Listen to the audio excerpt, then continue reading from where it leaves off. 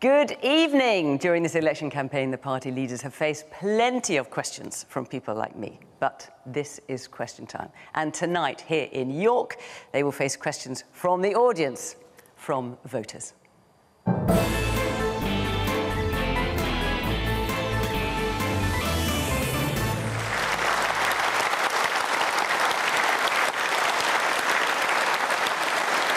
So, no desk for the usual panel tonight, just the four leaders of Great Britain's main parties, one after another, who will stand here and answer questions from our audience, which, as always, reflects the range of political sentiment across the whole country. Each leader has the same amount of time, just under half an hour, to respond to whatever the people here want to ask them. So first up is the Liberal Democrat leader, Sir Ed Davey, then the leader of the Scottish National Party, John Swinney, then it's Labour's Sir Keir Starmer, and finally, the Conservatives leader and Prime Minister, of course, Rishi Sunak. And as always, you can get involved in the conversations at home on social media. So, shall we get going? Please put your hands together for our first guest, Sir Ed Davey.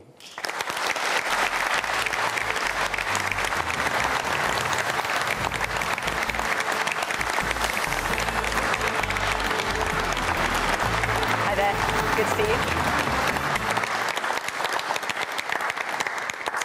So, Sir Ed Davey, welcome. Just to say that our rules here are pretty simple.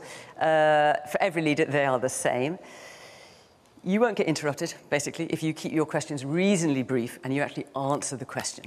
My job here is to keep you to the point. So, on that, let's have our first question, which is from Alison Rogan. The Liberal Democrats are planning to spend 5 times as much as the Labour Party in increased spending. Aren't you going to bankrupt the country? Well, thank you for your question, Alison. The answer is no. We put forward a very detailed costed manifesto, and it's got a big health and social care package at the centre, about £9 billion, and other things, for example, helping with free school meals with the cost of living. And we've shown how we'll pay for everything we've got in that. For example, we're thinking that some of the large corporates could pay more. For example, the oil and gas giants could pay more. They've made a huge fortune with oil and gas prices being so high. We've also said that the big banks, the tax cuts that the Conservatives have given the big banks, they should be reversed. That raises, for example, £4.3 billion.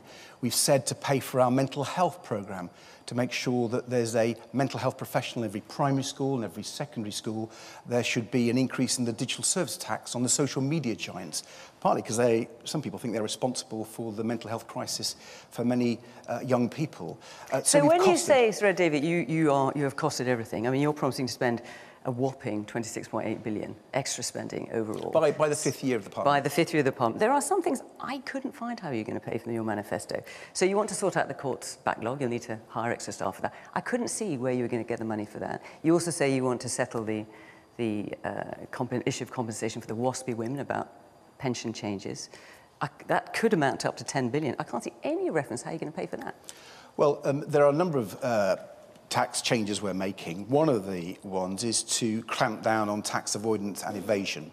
And although all the parties are saying that, I think we can say that more credibly because we want to invest £1 billion in Her Majesty's Revenue and Customs.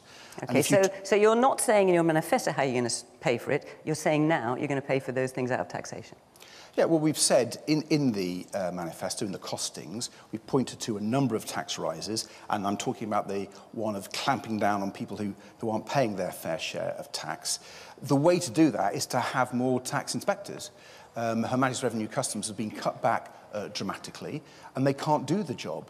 And so if you talk to the experts, they reckon for every £1 you spend in tax officials and the technology for HMRC, you can raise £18. Now, we haven't put that in our costings. We've just said an extra £7. So I think we've been quite cautious, and I think the money can be found. It's about the political will. And look what you can do with it. Our NHS is on its knees.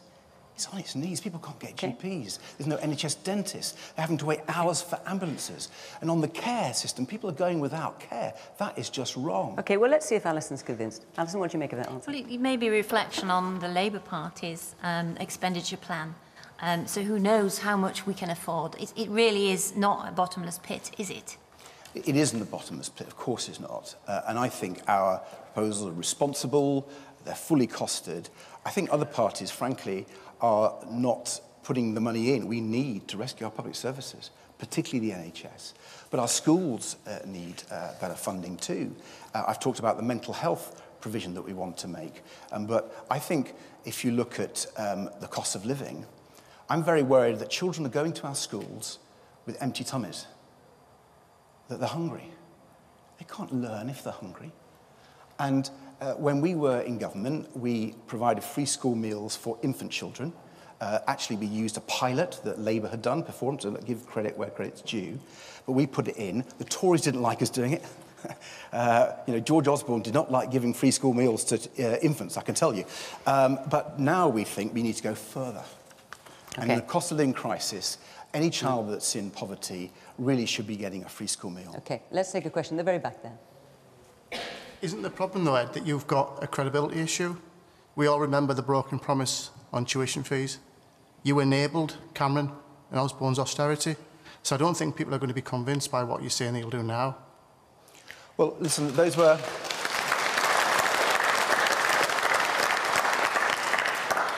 I have to say it was very difficult governing with the Conservatives. We couldn't get everything we wanted. But we were faced with a choice as a minister. You either had to stay in and fight inside the government or leave. I think the easy choice for me would have been to leave the government, vote against it and tour the media studios and complain. The hard choice was to stay in, roll my sleeves up and really fight. And as explained earlier, the Tories didn't want us to bring in free school meals. We fought for that and we got it. They wanted actually to cut spending on welfare far greater than happened. For example, in the second budget, when inflation was about, I think, 5.2%, they wanted to freeze benefits and pensions. Okay. But the question is about what you agreed to, Davey. Are you embarrassed by some of the things you had to agree to when you were in coalition? Look, I'm not proud of some of the votes we did, Fiona. I'm not proud of them. All right. And I want to overturn them. And a lot of our policies are changing some of the things that we had to agree to back then. Okay. But look what happened when we left office. I lost my seat. The Conservatives were governing by themselves. The first budget of George Osborne, they cut welfare spending by £12 billion, hitting the poorest in our country. We stopped that, and people often, I don't blame people, but they forget what we stopped as well. Let's take another question from Linda. Linda Hancox, where are you? Britain desperately needs a leader who we can respect and trust. Your media profile has mainly consisted of horseplay on TV. Is this prime ministerial? Well, listen, we're talking, obviously, falling off the paddleboard many times. I'll come to going the down a water slide. I'll come to the paddleboard. Going on a roller coaster, you name it, you've done it. Yeah, I'm happy to talk through all of them. And I don't know what they've got in store for me afterwards, I have to say. We did wonder if you were going to kind of paraglide in here tonight. But it's a serious question. I'm grateful for it. I take your concerns and the concerns of voters very, very seriously. And if you look at our manifesto, we've got some very well-thought-through policies to try to do things like rescue the NHS. But I don't think politicians should take themselves too seriously. I think that's part of the problem in politics, actually. People are really disillusioned. They think politicians don't get them. And yes, it's been to grab a bit of attention, but when I did fall off that paddleboard in Lake Windermere, the serious message was about the sewage problem. The Conservative government, the water regulators, have allowed water companies to pump their filthy sewage into our precious environment, our lakes, our rivers, seas, and that's got to stop. And I want to end the sewage scandal. What about the roller coaster? What was the serious message behind the roller coaster? The roller coaster. Well, that was the day we launched our manifesto, and I said politics can be a roller coaster ride, and boy, it was. But yeah, there were some fun ones. But let me give you another one where I slid down a slide in Somerset. It was during half term, lots of families and kids having fun, and I had some fun, yes. But we launched that day the mental health policy.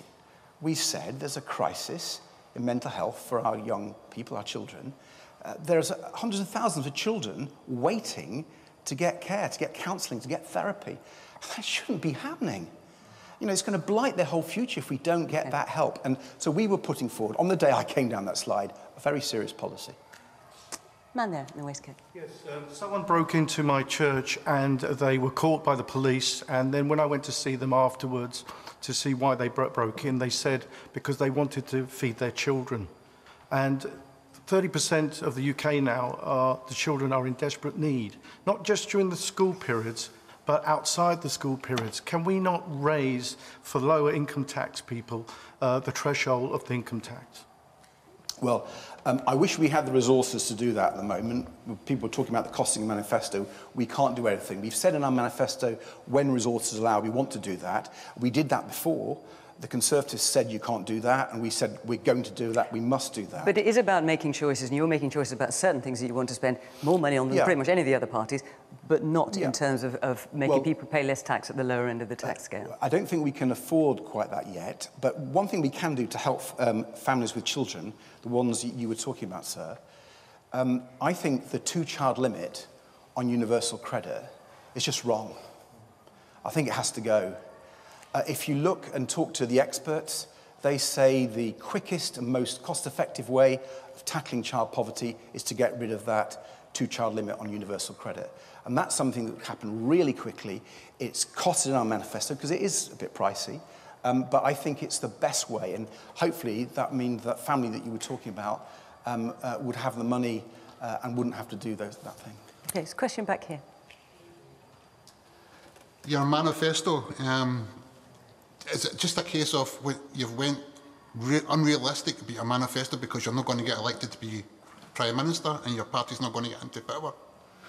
Well, first I'd say, sir, with due respect, the elections isn't over.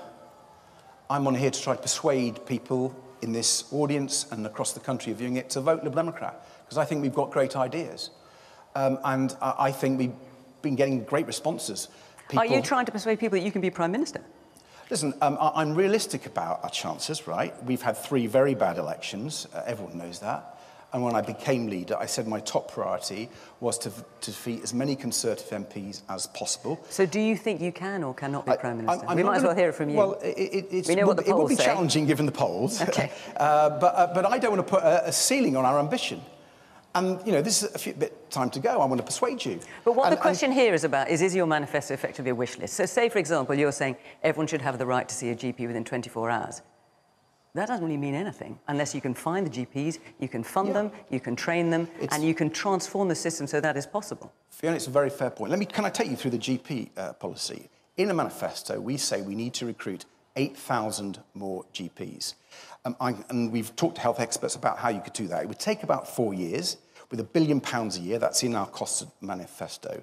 And there's several ways you're going to do it. At the moment, actually, there are people who have been trained at taxpayers' expense and have qualified as doctors, and they can't work as GPs because there's not the money there to employ them. How crazy is that? And we need to train more. We need to retain more. GPs are leaving. Some people in our country, they come out of our medical school and they go to Australia.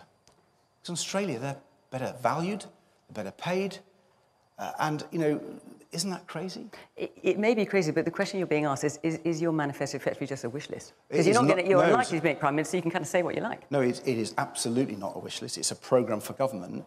And when I answered Alison earlier about the costings, and I would urge people, they're on the website, go and see them for yourself. We put a lot of work into it to make sure we can afford something. Let me explain that one of my lessons from when I was in government before, and we didn't deliver everything, was that you shouldn't promise something you can't deliver.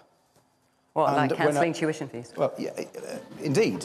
And what I learned from that process, there was 2 things, actually. First of all, don't promise something you can't deliver. And so when you have a cost of manifesto, make sure the sums add up. And I'm very confident that they do. Secondly, we lost some trust during that period. And we've had to rebuild it. And since I became leader, we've spent the last few years trying to rebuild that trust by listening to people in communities that we seek to represent, trying to understand their concerns. And in our manifesto, we've tried to reflect those concerns. That's why I've put health and care right at the centre. I have some experience as a carer, maybe we'll come on to that. But I've also put the cost of living as our key priority. I mentioned free school meals, talking about reducing people's energy bills through insulating people's homes. That's good for the environment. It's good to keep energy bills down. They're way too high. All right, now you've talked about your record when the Lib Dems were in coalition. Let's get a question from Lela Violet Haloum. Where are you? Yes. Thank you, Sir Davey. In 2010, your party promised to abolish tuition fees, and that was the centre of your campaign. Now, students like myself are burdened with hundreds of thousands of pounds of student debt. How can my generation trust you? Well, listen, I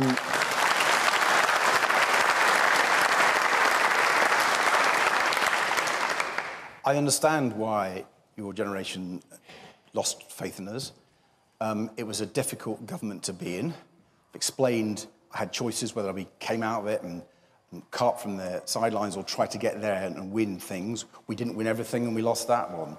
And we got punished at the 2015 election. I lost my seat along with most Liberal Democrats, actually.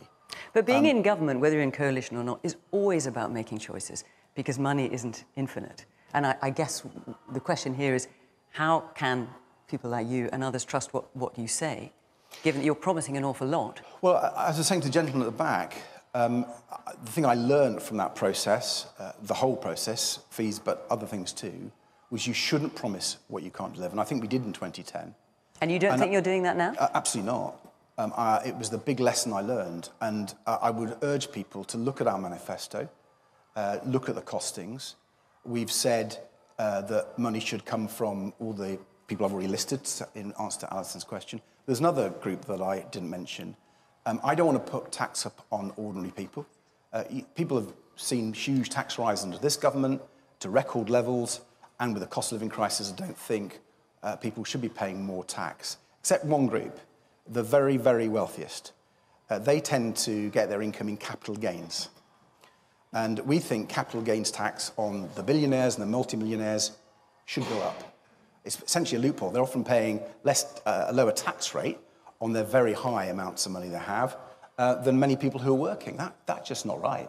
We want to reform capital gains tax so we can get the money to do the things that we're promising. So just building on Lilla's question, I mean, obviously we do question time week in, week out. This is a bit of a different one. But most times the Lib Dems come on, 14 years on from breaking that tuition fees promise, it comes up. At least from one person in the audience. I just wonder how you feel about it and how scarring that has been. Well, it's very scarring. I lost my seat. The party was severely punished. In 2015, that's democracy. And we didn't do well in the two subsequent elections. And when I became leader, I said to my party, we've got to wake up and smell the coffee. We've got to really connect with people. And we've really tried to do that. And, you know, it's work in progress. But I think the parliamentary by-elections we've won in this parliament, in Tory heartlands, the local elections results we've had, just this May, we pushed the Tories into third place. It hasn't been done for 30 years. That suggests that some people are coming back and trusting us.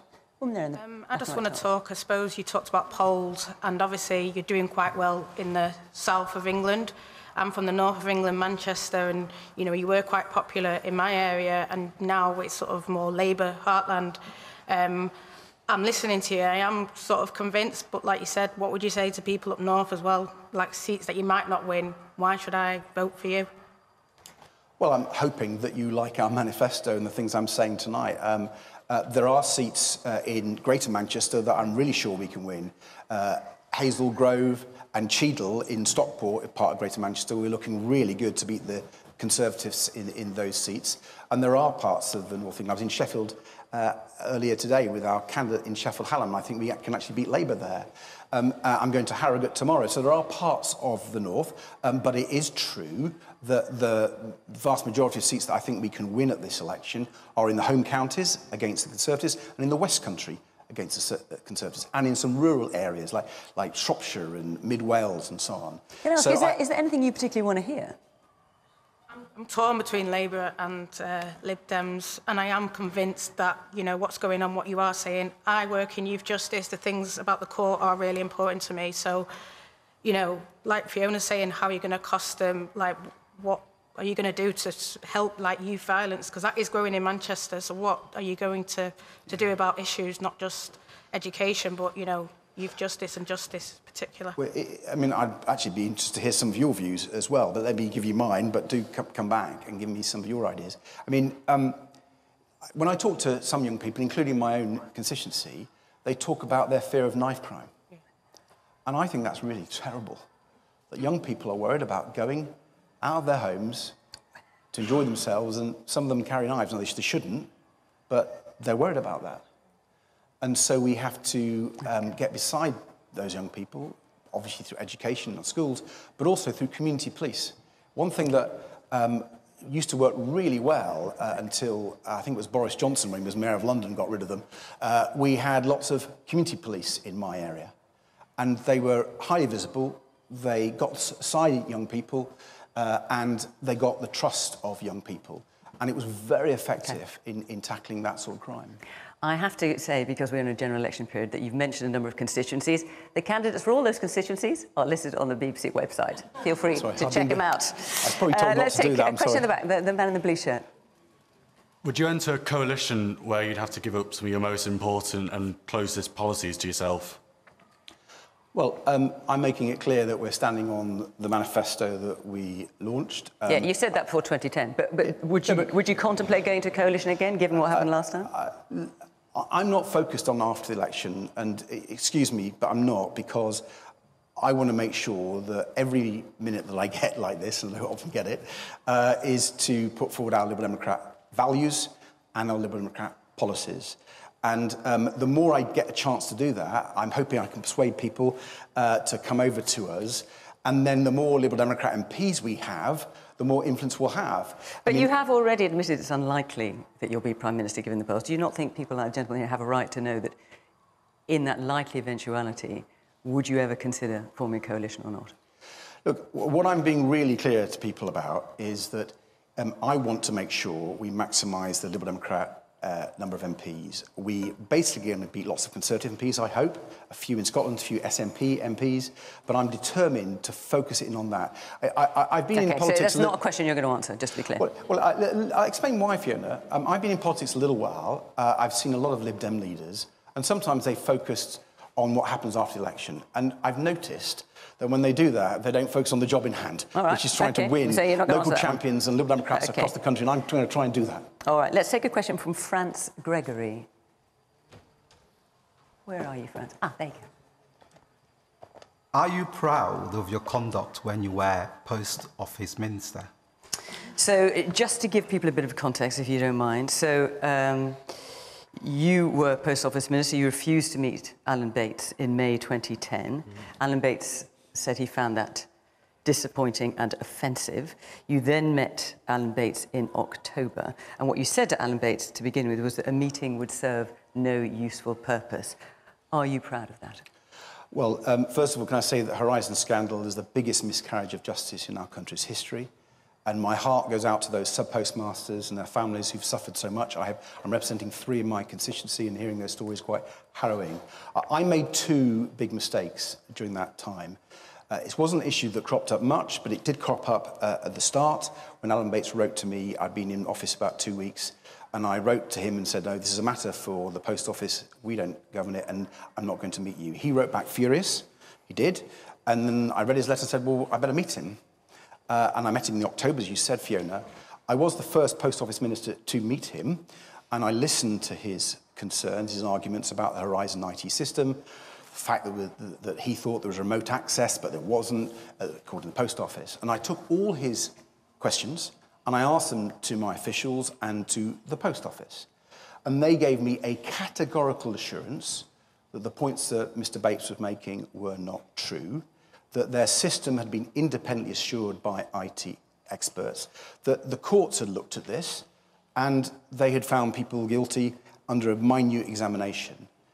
And I wish I'd seen through that, but those are what I was told. So the question is, are you proud of it? Well, I wish I'd seen through the lies. I felt sorry for not seeing through those lies. There were many ministers of all political parties during this 20-year period who didn't see those lies. The courts didn't. And here's the issue that, because I've obviously reflected on this, because it's such a scandal. What I've come to the conclusion is our system of government, whether you're a minister or you're in the courts, it depends on people telling the truth.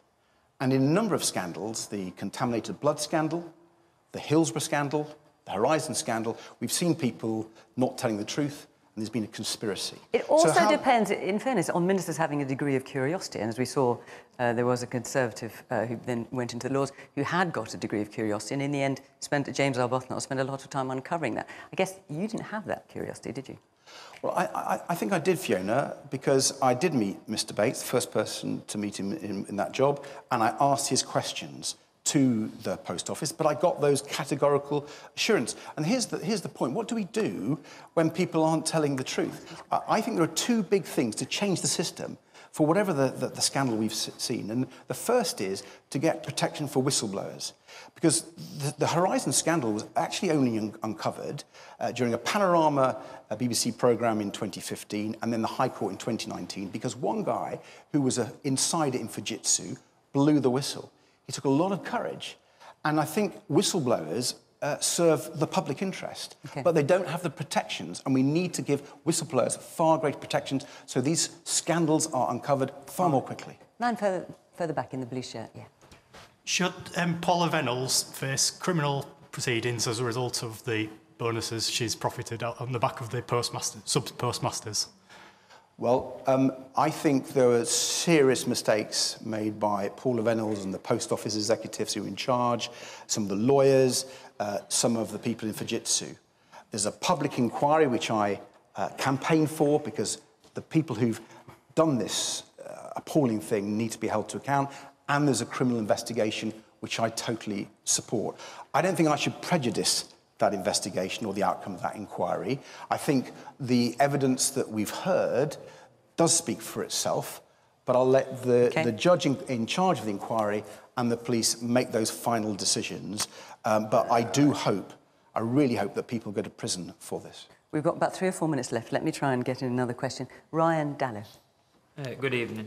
As a 25-year-old university graduate living at home due to the high cost of renting or buying a home, what concrete steps will your party take to address the housing crisis and make it easier for young people to afford their own homes? So you are pledging in your manifesto to build 380,000 new homes per year. That is more than any other party. Again, I couldn't find any mention of where the funding is going to come from for those homes, for people like Ryan. Yeah.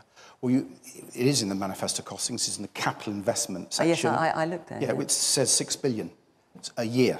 So 6 billion each year over the lifetime of the Parliament. That's funded by borrowing because it's capital investment. So it is in So it's by borrowing. You're funding it by borrowing. OK. Yeah, because it's capital investment. And so we've said that there should be 150,000 new social homes built every year because they're affordable and they can be built in the right places. And our approach is a community-led approach because the current system isn't working. It's a developer-led approach.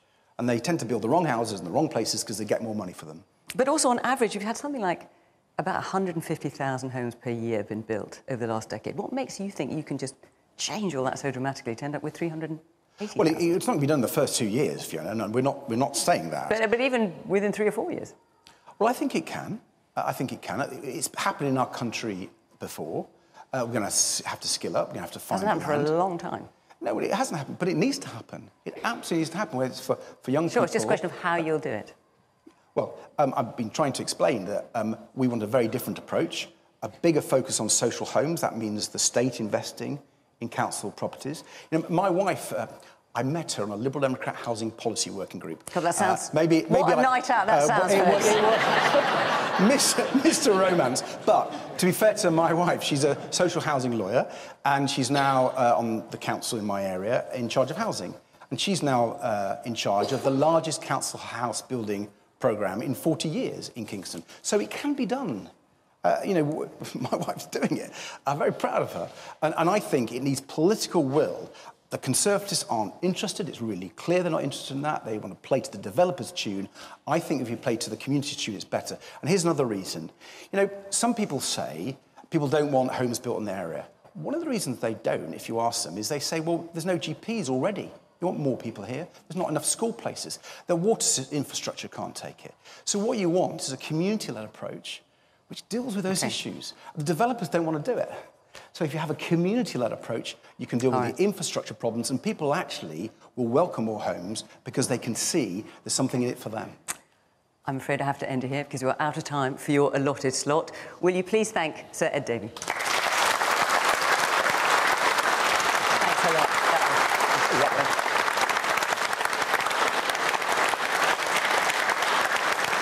OK, 1 down, 3 to go. So stick with us. Still to come, the Labour leader, Sir Keir Starmer, then the Prime Minister and Conservative leader, Rishi Sunak. But next up, would you please welcome the leader of the Scottish National Party, John Swinney.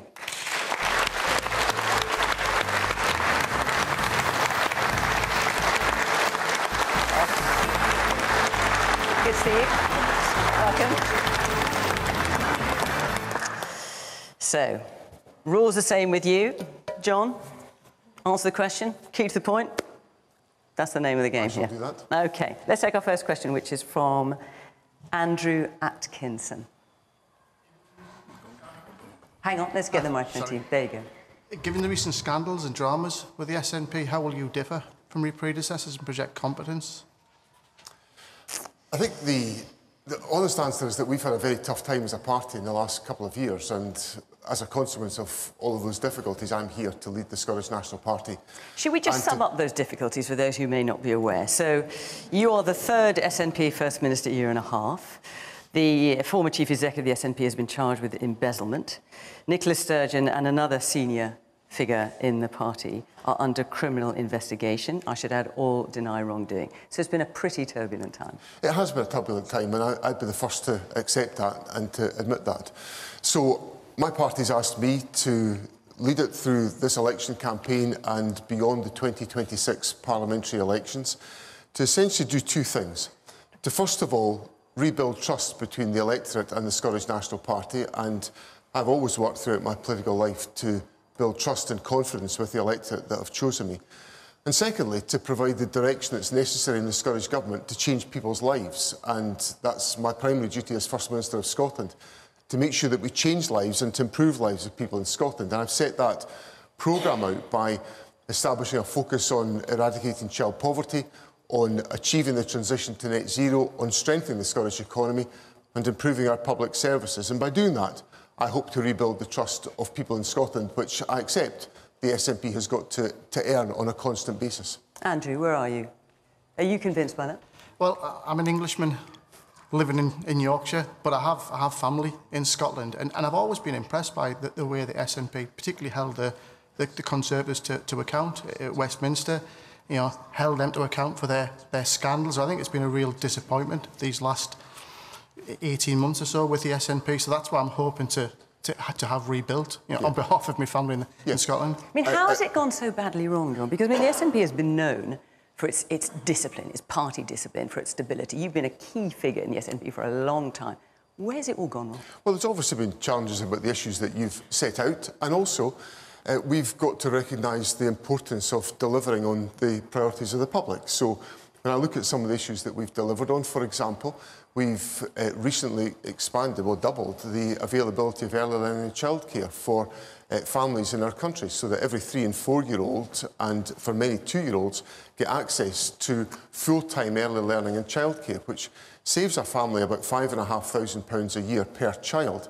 And it's policies like that that make a real difference to the lives of children and young people and families in our country that we need to deliver on. We've established a Scottish child payment, which puts about £26 every week into households of low-income families to try to help with the cost of living and to eradicate child poverty. Now, these are examples where I think the SNP is delivering to individuals and to households around the country to make that difference. And we've got to do more of that as we take forward our agenda to transform lives within Scotland. It's a question from a woman at the back. It appears the SNP has become a bit complacent given these scandals. Do you think that's because of the one-party domination of the SNP in the last 10 years? And should there be some change in the electoral system to allow for more opinions that might challenge the SNP and prevent this complacency? Well, actually, if you look at the history of the SNP government over 17 years, the first 4 years we were a minority government, very much a minority government. For a further 5 years we were a majority government. For the next 5 years, we're a minority government, and we're back to being a minority government again. So we actually don't have that overall control of the political system. We've got to, if I want to get a law passed by the Scottish Parliament, I can't just instruct my colleagues to vote for it. I've got to win friends and allies. So on every piece of legislation, on every budget, we've got to win friends and allies. And one of the things that I think... So why do you think the woman back there... Sorry, what's your name? Grace says what she's getting from the SNP is complacency. Well, what I want to make sure is that we don't have any whiff of that whatsoever, and that we work hard, as I answered Andrew's question, to win the trust and confidence of the public. And one of the things that really worries me about politics today, and I accept that I might actually have played a part in creating this, is the polarisation of debate. And I think there's a need to bring people together. And when I became First Minister just 6.5 weeks ago, I pledged that I would reach out beyond my party to other parties, to other opinions, to try to bring people together. Because I think what's wrong with our society today is that we're not together, we are polarised, and we need to bring people back together again. OK. Let's take a question from Sam Grime. Sam Grime, where are you? That's you. Are you going to carry on with independence referenda until you get the answer you want? So are you going to carry on? Thank you, Sam. Are you going to carry on? No, absolutely. Very good to hear your question. Are you going to carry on with independence and referenda till you get the answer you want? Thank you for your question, Sam, and I accept it's an important question and one that's on the minds of many people. I think politics nowadays needs to have people setting out what they believe in. And I honestly believe that Scotland would be a stronger country and would have better prospects if we were an independent country. That's been my view, my honest view over my entire adult life. But I'm a Democrat, so I accept that we can't be an independent country until the people of Scotland vote for us to be an independent country. And I do believe in the right of the people of Scotland to decide their own future. I think generally there's an accepted view that self-determination of the right of people to decide how they should be governed is an important political principle. And I think what politics today needs is politicians who will set out what they actually believe in, set it out openly to the public and ask the public to judge. And one of the frustrations I've got is that today in the Scottish Parliament there is a majority in favour of there being a referendum on independence and that Scotland should be an independent country, but we're not being permitted by the United Kingdom government to put that idea and that concept to the public, and I think we should have the right to do so. Well, obviously there was a referendum in 2014, which you lost. You're now saying in your manifesto, I mean, independence is front and centre, that if you win the majority of Scottish seats at Westminster, 29, I think it is, that you will consider a mandate to ask the UK government for another way to negotiate independence. I assume that the opposite also applies, that if you do not get that majority of 29 seats, you will also take that as a democratic decision that you shouldn't be pursuing independence. Well, what I want to make sure, is, and it's really related to the point that I answered Sam about a moment ago, is that the legitimate decisions of the people of Scotland in the election in 2021, where a Scottish Parliament was elected with a majority of members favouring independence and a referendum, that can actually be respected by the United Kingdom government. But in your manifesto, you're talking about this election. So surely you can't say, on the one hand, if we win the majority of seats, Scottish seats at Westminster, that is giving us the green light to see if we can get another referendum. But if you don't win them, surely that is giving you the red light. Well, essentially but I don't hear you saying that. What I want is I want people in Scotland to confidently vote for the SNP to make sure we can turn that manifesto into a reality. OK, but just answer that question, and we can John. actually we can deliver on what people asked the Parliament to deliver on in 2021. If you do not get the majority of Scottish seats at Westminster, what does that tell you about your mandate to ask for another referendum? Well, what I want to do during the election campaign is to encourage people to vote for the SNP. OK, so you're not answering that question. To enable us to deliver on that policy commitment, which is right at the heart of our manifesto. Are you going to answer that question or not? Well, what I'm saying is that I want people to vote for the SNP to make this happen. I think that's a no. All right, you've got a question here. Yeah. Hang on, let's get a microphone to you. So I'm a Scottish person working now in England. I work for the manufacturing sector, which you know at the moment is struggling for growth all the way through the UK. With the SNP, it seems to me that every problem is, as you guys keep saying, the road leads to Westminster. I don't believe that that's the case. So can you tell me specifically what the SNP would do to support the growth in the manufacturing sector? specifically, please? The first thing I would do is I would argue, as we argue in our manifesto, for us to rejoin the European Union, because that, I think, is the source of the problems in the manufacturing sector. But given that you have to go through a lot of hoops to get there, first of all, you have to secure independence, then you have to get the EU to agree for you to become part of the EU. I think you want something slightly shorter term. I mean, that could be 10 years or something. But my point is that there's a couple of big issues in this election campaign that really aren't seeing the light of day. And one of them is the disastrous impact of Brexit on the United Kingdom economy. And you are, of course, free to offer that opinion, but that is not actually the question you're being asked. So could you answer that question, which is specifically what will the SNP do to boost growth in manufacturing? That's your question, isn't it? If I look at one of the things that we're taking forward in Scotland today, we've got what's called a Tech Scaler programme, which is designed to take new emerging companies that have emerged from our universities and in partnerships with business to essentially support them and to fuel the growth of those individual companies. And what that's about doing is taking new, fresh, dynamic ideas, the ideas of the future. There are things that are happening today in Scotland. You know, we've got a facility up in Shetland which is now going to start launching satellites by rocket into space. Now, if you'd said to me a few years ago, Scotland will be a satellite launching country, I would have said, OK, that's quite a big ask, but, you know, it'll be interesting if it happens. It's now happening. So innovation that comes from our universities can be fuelled with public investment, and that's what the Scottish Government is doing to support that activity, to strengthen the manufacturing base of Scotland and to strengthen the economic opportunities that we face. Does that answer your question? Not really, because the timescales, to me, it's a bit like the rockets going up to space. It seems to me that's happening. Well, that's happening now. Yeah, but you can take one example in one situation, but at the end of the day, we all know how much we all paid in time and money from a Brexit perspective. So talking about going back into that situation for the manufacturing sector is just not helpful. Okay. People will take a sharp intake of breath at that and think... Shall I take another question? Thank you. Thank you for your point, because there's lots of hands up. So, the man here in the green shirt. Good evening, John. As a long-term supporter of both your party and independence, you've just said 2 minutes ago you want to give us the confidence to vote for you. How can you convince me that you can lead a successful independent nation after it appears the party has destroyed itself from the top down, not from the bottom up?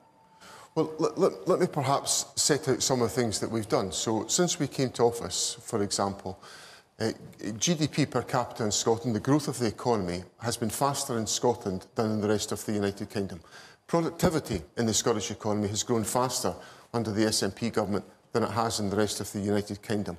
I set out a moment ago the measures were taken to tackle child poverty, which is keeping 100,000 children out of poverty in Scotland today. We've seen also the significant expansion of early learning and childcare, which is delivering the best start for children and young people in our society. So what I would say is that there's a whole range of decisions that have been made in Scotland that are good for Scotland, and that's an illustration of what an independent country could do if we had the powers, the broader range of powers, because I accept we need to improve economic performance in Scotland. We need to eradicate poverty, child poverty within our society, and we can only do that if we have the broader range of powers, and we've demonstrated with the limited powers that we've got how we can make a difference. Well, on that point, let's hear a question from Tina Greenwood. Keep your hands up if you want to ask, because I will come to you later, but Tina, whereabouts are you? Ah, there you go. If no more funding comes through from Westminster, how will you fix the NHS in Scotland? So the NHS, just for this, forgive me, John, just for those who you know, south of the border who may not be aware, so the NHS is a devolved department in Scotland, which means that you control, you get a block grant from the UK government overall, but you decide how much you want to spend on the NHS. And just to put that into context, in Scotland, just over 7,000 people are waiting over 2 years for treatment. In England, it's just under 300. So the first point I'd accept, Tina, what I want to say in response to your question, is that I accept there are some very significant challenges in the National Health Service in Scotland today. And some of that's a product of the impact of COVID and the necessity of trying to catch up on cases that were delayed and we're making headway on the long waits that Fiona just put to me in the additional part of the question. So I accept, first of all, that there's a real challenge in the National Health Service, and we need to put more funding in to do something about that. Now, there's two elements to the funding we have available to us. There's the block grant that comes from Westminster, which is affected by the same austerity and spending constraints that affect budgets in England and Wales. But there's also the money we can raise in Scotland. So we've taken decisions over the last 3 or 4 years to increase tax on higher earners so we could raise more money to invest in public services. And we now have £1.5 billion available to us that we invest in public services that wouldn't be there if we hadn't taken those decisions. Now, that's an example of how we're using the powers that we have today to try to address the very issue that you fairly put to me about the challenges in the National Health Service. But the deeper problem we have, and this is a problem I think that we share with the rest of the United Kingdom, is the long-term effect of 14 years of austerity. And I'm not hearing coming out of the UK election debate between the Labour Party and the Conservative Party the type of financial solution to the challenges in the National Health Service that we need to hear, because there's just not enough money proposed to be invested in improving the public services of the United Kingdom, and that would have an effect on Scotland as well. Tina's question is, in a sense, Tina, you're asking John Swinney to kind of live in the real world, that if there isn't, you're nodding your head, if no more funding does come from Westminster, how are you going to fix the NHS in Scotland, which is something that you are responsible for? That is Tina's question. Well, my answer to that is that we'll put in the resources to try to address the most immediate issues about long waits, for example. So we've put in £30 million to address some of the long waits issues, and that's currently being deployed. So how do you explain that discrepancy? 7,000 people waiting over 2 years for treatment in Scotland. In England, I mean, waiting lists are bad in England as well, but when it comes to waiting over 2 years, it's just 300. Well, how is that happening? Well, I suspect what it probably is to do with is just about the nature of some of the complex health conditions that people are experiencing and how they are addressed. But there will be other indicators of performance. For example, Scotland has the best performing accident and emergency system in the United Kingdom and has had for the last 10 years. So there will be other aspects of looking at the health service to see how we're doing things differently that are performing better than other parts of the UK. And I can give you examples where you're also doing worse. And there'll be lessons that we've got to learn from other parts of the United Kingdom. But my core point is that I just don't think the election debate in the UK is a realistic debate about the investment that is required in our public services. I think there is a crisis created by 14 years of austerity, and we have to address that. There's a woman there with glasses, yeah. You said earlier that you want to try and bring people in Scotland together, but how do you think you can actually go about bringing people in Scotland together when you're campaigning for a second divisive independence referendum? Well, I think it's about having a democratic debate and coming to those conclusions, and having that debate in a respectful fashion. I bring to my politics a respectful contribution about other parties. I think I look at politics just now. I've been involved in politics a long time. I've never seen politics in as bad condition as it is today. It is very fractured, not just in Scotland or the United Kingdom, in a much wider sense. So I think it's incumbent on political leaders, and particularly on me as the First Minister of Scotland, to do all that I can to try to bring people together by respectful, courteous debate, and that's how I go about my business. Man in the blue shirt. Hi there. So in 2016, Scotland voted as a majority to remain in the EU. Surely that means that if it's the Scottish people's will to remain in the EU, that we should be allowed another referendum on, say, freedom of movement, the customs union, or even if it is the road to rejoining the EU, independence, because that's what Scotland wants, to remain part of the EU. Well, I think it's a very good point, because in 2016, Scotland voted emphatically to stay in the European Union. And one of the things we were told in the 2014 independence referendum in Scotland was that our European Union membership was guaranteed by voting no to independence. And 2 years later, the absolute opposite of what was promised actually came to pass. So for me, that's a very, very material change in circumstances that merits another referendum on the question of independence, because one of the fundamental building blocks of the arguments against independence was about the continuity of EU membership. And we've lost that, and people in Scotland are really suffering because of the absence of freedom of movement, the absence of access to the single market, the absence of access to the customs union. All of these things are undermining our economy and our public services in Scotland. And the sooner we can get back into the European Union, in my view, the better. Let's take a question from Henry Cotton. Henry Cotton. There you are. So Scotland's a world leader in renewable energy sources. You look at the wind, marine power, you have some of the best, if not the best, systems in the world. Why is your government backtracking on the net zero promises and actually going ahead with new oil licences when you're such a world leader in renewable energy? Why would you not double down on that as a nation?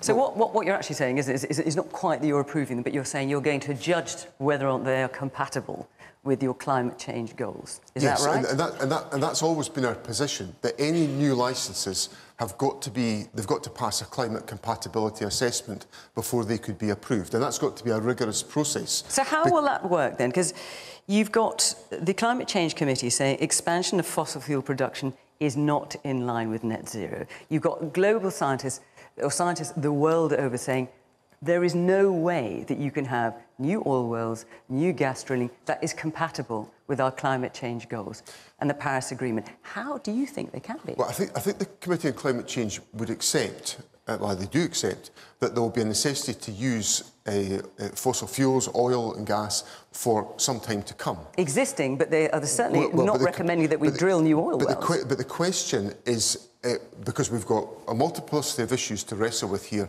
about energy security and about the journey to net zero. And the one point I would make is that key point I'd make is that the journey to net zero is absolutely inescapable. We've got to do it for the sake of the planet. But the judgments we've got to make have got to be made on a case-by-case basis where we explore and examine whether any new activity could be compatible with our objectives on climate change. Now, so give me, for example, how it ever could be. Well, if, for example, it passed an assessment in relation to energy security and also in relation to the sourcing of alternative products, that might well be a justifiable case. But that would have to be assessed rigorously in a climate compatibility assessment. And when you say energy security, it would be sold on the open market, so it wouldn't make us any more secure, would it? But also taking into account all of the issues about the utilisation of that oil supply if we use oil as an example. So there would have to be a comprehensive assessment to do that. Now, the Prime Minister has said that he would authorise 100 new oil and gas licences. I think that's completely and utterly irresponsible. It is essentially to deny the climate emergency, and I would have nothing to do with that. But what I do want to make sure is that we can work with the oil and gas sector to support it in making the transition to net zero, because we will actually need lots of the skills in the oil and gas sector to be available to help us with the transition to net zero. And that's a key part of how that agenda would be taken forward. Surely the first step in supporting that transition is actually saying, no, the line in the sand is here, we're not approving new licences. Which, of course, is what your predecessor said, Nicola Sturgeon. Well, essentially we're putting a process in place to enable us to come to that judgment. And throughout all of our analysis on this, we've said climate compatibility assessments are critical in that journey. But I do want to stress the point of the importance of maintaining the skills base which will help us to transition to net zero, because we will need those skills to help us in that journey. Woman there in the green top. You talk about the climate emergency. What role will your government play in tackling the climate change, both in the UK and globally?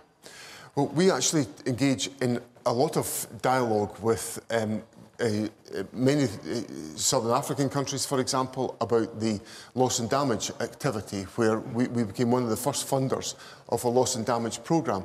I had a meeting yesterday with the President of Zambia, who was in Edinburgh, and we were discussing the developments of the Scottish-Zambia Joint Exchange Programme, which is heavily focused on improving energy sustainability in Zambia, and it's part of the loss and damage work that we're undertaking, and also part of the international partnership work that we take forward. So I accept we've got a domestic responsibility for tackling climate change and net zero, but I also accept that we've got a responsibility to reach to other countries and to work with them and to support them, given the fact that as a developed Western European country, we've created our fair share of the damage to the planet, and we've got to address that in the loss and damage programmes with others. Christina Rivas-Graver, you've got a question. Oh, there you are. Yeah. Which Westminster leader would be the better choice for Scotland, Keir Starmer or Rishi Sunak? Well, come on, John, just answer that one. You're asking me a very controversial question. And we can't wait to hear your answer, can we, Christina?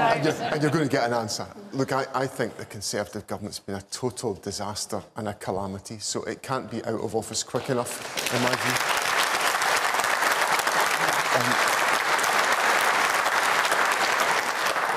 I think it's an absolute racing certainty that the Labour Party will win the election in England, and I hope people in Scotland will recognise the importance of having strong SNP voices in the House of Commons who will argue for decisions to be made in Scotland for Scotland, and that will put the interests of people in Scotland first. You did get an answer? I did, yes. First time. Make a note of that. I've got about 2 or 3 minutes left. Anyone else got a question for John Swinney? Yes, you then in the shirt and tie. First Minister John Swinney. My question is about the threat of independence and how that brings two countries apart, essentially. Would devolution of powers be something, devolution of powers to a bigger extent, would that be an option instead of full independence of Scotland? Well, over my political life, a number of powers have been devolved to the Scottish Parliament. When I was born, the Scottish Parliament didn't exist. I was one of the founding members of it 25 years ago. So I've welcomed the development of that Scottish Parliament. I was also part of a commission that secured more powers for the Scottish Parliament in 2016. So we've strengthened the powers of the Parliament. So I'm never going to say no to more powers for the Scottish Parliament. But what I want to be able to do is to do the things that will transform people's lives. I want to live in a fairer, more equal country. I want to live in a country that prioritises the improvement of our economy and strengthening the rights and the responsibilities of people in our country. And I don't think that can be achieved for us in the United Kingdom, which is why I want Scotland to be like Denmark or Ireland or Sweden as an independent country. And when you look at those countries, they are more prosperous, they're more equal, they're fairer than Scotland and the United Kingdom. And that's a prize that I think people in Scotland are attracted to and want to make sure happens for our country. OK. John Swinney, that's your half hour. You've answered most of the questions, I think. Maybe not all, I wouldn't say. But can you please thank John Swinney?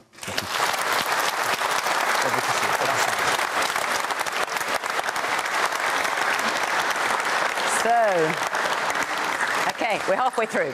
Before we welcome Keir Starmer, I just got to quickly tell you what is happening next week. So on Monday, there'll be a Question Time Leader special from Wales with Plaid Cymru leader Rhyn ap Iorwerth. That's on BBC One Wales, the news channel on iPlayer, 7 o'clock. Then, next Thursday, we've got the normal Question Time with the panel, desk and chairs from Birmingham. And we're particularly looking for first-time voters in that audience. If that's you, go to the website and apply. And then finally, the following night, also in Birmingham, I tell you, you cannot move for Question Times next week. The following night in Birmingham, we have yet another Question Time special, much like tonight, but it will be with the Green Party co-leader Adrian Ramsey and Reform UK's leader Nigel Farage, and that will be on at 8 o'clock. So if you want to be, well, sort of interesting noises from the audience here. If you want to be in that audience, go to the website as well. OK, that's it. All about Question Time. Next week, back to tonight. On to our next guest. Would you please welcome the leader of the Labour Party, Sir Keir Starmer.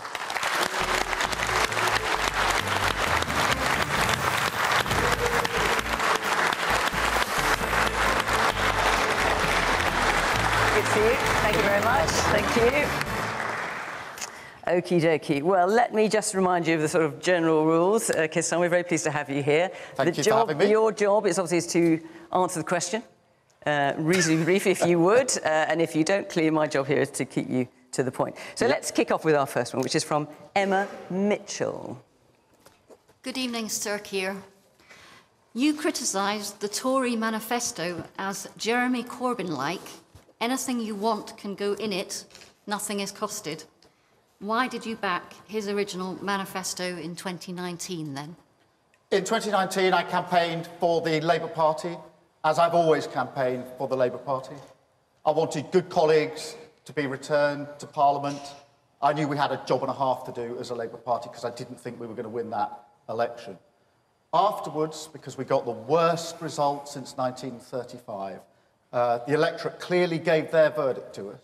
and we did a lot of work on how we needed to change the party. And that started with what went wrong. And in all the analysis we did, people said they quite liked some of what was in our manifesto, but they thought there was too much. And they wanted to see something which was fully costed and fully funded. And that's why my manifesto going forward to this election is fully costed, fully funded. Everything that we say we're going to do, we say how much it's going to be, and where the money is coming from, because that's the sort of stability that we need. The other thing that's obviously happened since then is Liz Truss put forward a number of unfunded commitments, in her case tax cuts, and look what it did to the economy. And there will be people in this audience, people who are watching, who are still paying the price for that. And I said it about Rishi Sunak's manifesto because he's now included unfunded commitments in that. So he's repeating the mistake. That is a political point going into an election, I grant you that. But it is also really important because if you lose control of the economy, it's ordinary people, working people who pay the price. So many people, for example, still pay more on their mortgages. But that's why I said it, because I think it was overloaded, it wasn't fully funded. And I think that, particularly now in 2024, the base camp, the foundation, is economic stability. Well, can I just remind you, because obviously you backed that manifesto, you also said in February 2019 that Jeremy Corbyn would make a great Prime Minister. Now, you said already you thought you weren't going to win that election. But putting that to one side, you said he would make a great Prime Minister. Did you mean it, or did you have your fingers crossed behind your back? Look, I didn't think we would win that election. You said that, but irrespective of that, you said he'd make a great Prime Minister. Did you mean it? It wasn't a question that really arose because I didn't think we were going to win the election. And now, but we all heard you. We all heard you saying he would be a great Prime Minister. That was your way of telling the people here, vote for him. Did you not mean that? I was campaigning for the Labour Party. And I'm glad I did. But you also campaigned for Jeremy Corbyn to be Prime Minister. I was campaigning for the Labour Party. I was a Labour politician. I wanted to be elected or re-elected, and I wanted good colleagues to be re-elected. Just answer this, Some of the people around the shadow cabinet table were people whose seats were saved because we campaigned hard for the Labour Party. Just answer this yes or no. When you said Jeremy Corbyn would make a good Prime Minister, did you mean it? Look, he would be a better Prime Minister. Well, look what we got, Boris Johnson. A man who made massive promises, didn't keep them, and then had to leave Parliament in disgrace. Did you think he'd make a great, not even just a good, a great Prime Minister? I didn't think we were in a position to win that election. And the more I look at the preparation we've now done... That's not an answer. The more I look at the preparation we've now done, the more convinced I am about that. Emma, where are you? What do you think of that? I'm not convinced. It leaves me with the same question about integrity and trust that I had with the clown called Boris Johnson. And also, now, don't hold back, Emma, obviously. I would like to vote for someone that I can trust. So you're undecided at the moment? Yes, I am. And has what you've heard from Keir Starmer persuaded you at all? Oh, we've only just started, admittedly, but you asked that first question. I might have to give him the next 20 minutes. OK. All right, well, let's have another question then. Alistair McCall. Where are you? Because I've no idea where anyone's sitting. There you Sorry. go. Good evening. How can you increase spending in the NHS, the care system and defence when you have promised not to increase the mainstreams of taxation? Well, in relation to taxation, I do need to be really clear. We are not going to increase income tax, national insurance or VAT. And the reason for that is because I think with the tax burden being as high as it is and a cost of living crisis, that is the wrong thing to do, particularly for working people. So we're not going to do that. We will put some immediate money into our public services. I ran a public service for 5 years. I believe in our public services, and I know they need to be properly funded. So we will put in money to the NHS straight away, and the purpose of that will be to allow us to do 40,000 extra appointments and operations every week. That's 2 million a year extra appointments to bring the waiting list down, because it's nearly 8 million now. We've got to get it down. And what about defence? And that will allow the NHS to be properly, to get back on its feet after then make it fit for the future. But what about defence? That's also in the question. Where are you going to find the money for that if you don't increase streams of taxation? Defence has to be the first priority of any government, defending your country, and therefore we will always make the money available for defence. And you can see at the moment we live in a particularly volatile world. So we will make the money available for defence. We will put that extra money into the NHS. And I want to see our public services running properly. And, you know, my wife works in the NHS, my mum worked in the NHS, my sister worked in the NHS, and to see it in the state that it's in now, where I say it's on its knees, my wife says, no, it's not, it's flat on its face, is a complete disgrace. After 14 years of this government, we will have to pick it up, put it back on its feet, but also do something else, reform, to make sure that it's fit for the future. That will require a different model, a preventative model. I'll just give this one last example. Very briefly, if you would, because there are a lot of hands up. I went to Alderhay Children's Hospital. Some people will know it. It's a brilliant children's hospital in Liverpool, where I saw heart surgery, or the wards where they do it, on children aged 0 to 2. It was very humbling and uplifting. But I also discovered that the single most common reason that 6 to 10-year-olds are admitted to the children's hospital there, same across the country, is to have their teeth taken out because of teeth decay. That is a complete and utter disgrace. So we need to move the model and change the model for the NHS as well. Thank you. I'm going to take some more. Can I gently encourage you to move back just just so that we can see you more clearly for the viewers at home? It's like that box inside the pitch in football, isn't it? Well, you'd know, because obviously you play a lot of football, but you're just better lit there. So, yes, person at the back in the pink top, yeah. At the moment, tensions with Europe are at an all-time sort of high. With more and more right-wing governments in Europe, how are you going to negotiate that and make sure we have a safe relationship? With Europe, look, I'm worried about some of the tendencies across Europe because I'm obviously leading a progressive party, and I think that the answers to the problems we face globally, whether that's climate, whether that's conflict, whether that's extreme poverty, getting our economy going, are progressive answers to that.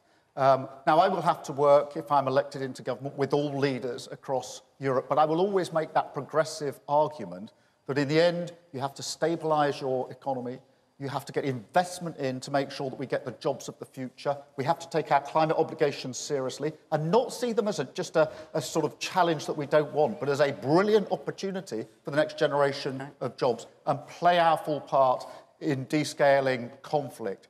You know, if we're able to get over the line in 2 weeks' time, we have a platform for that, which is really important. If you look across Europe, I am genuinely worried by some of the political trends and moves that we see. Thank you. Woman here in the red top. Hi. Sorry, I'm going to take it back to the NHS. Yeah. I'm a nurse and I work on a very busy surgical admissions unit. You're going about the waiting list and everything and putting money in, but how are we going to see that on the ward? Because all I can see is we've got pressure all the time, and say you're going to put more on the get rid of the waiting list, that's putting more pressure on the staff. So what support are you going to give the staff on the ward? So that you can treat more patients, yes. That's your point. The first thing I'd say is we'd treat you with respect. And I say that because we have a Prime Minister who 18 months or so ago said, I'm going to get the waiting list down, and he said, hold me personally responsible. And now he hasn't got them down because they've gone up, not down. He blames you. He blames the NHS staff. We will never do that because I know how hard you work all of the time, in COVID in particular, and then the waiting list. But we do have to take the pressure off the waiting list. Now, that is an ask of staff. It is an ask of staff. I'm not going to say otherwise because we will be working evenings and weekends to get those lists down. It will help because all of the hospitals I've been to say having that waiting list is a real drag on what else we can do.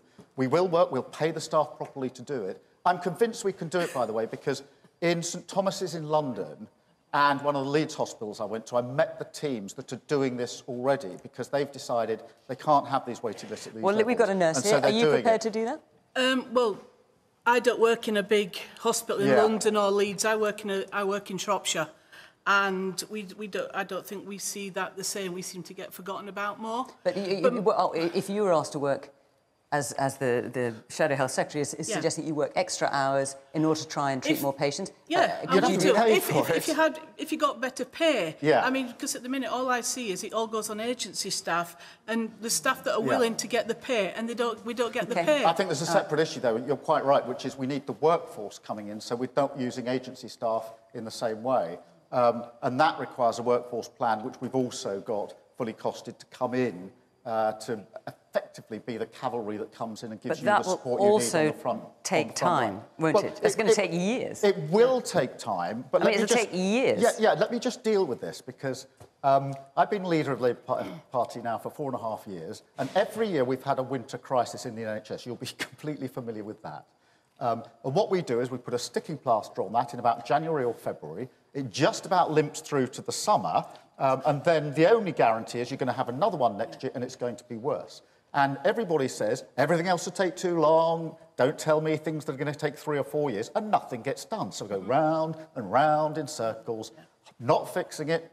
You know, sticking plaster politics is one of the biggest problems of politics now, which is politicians not being honest about how long it's actually going to take to fix things. OK, well, be honest with us now. If it's going to take time to train the staff, So, Keir let's Starmer, get started on honest training with the us staff now. not put it off. We know how bad waiting lists are.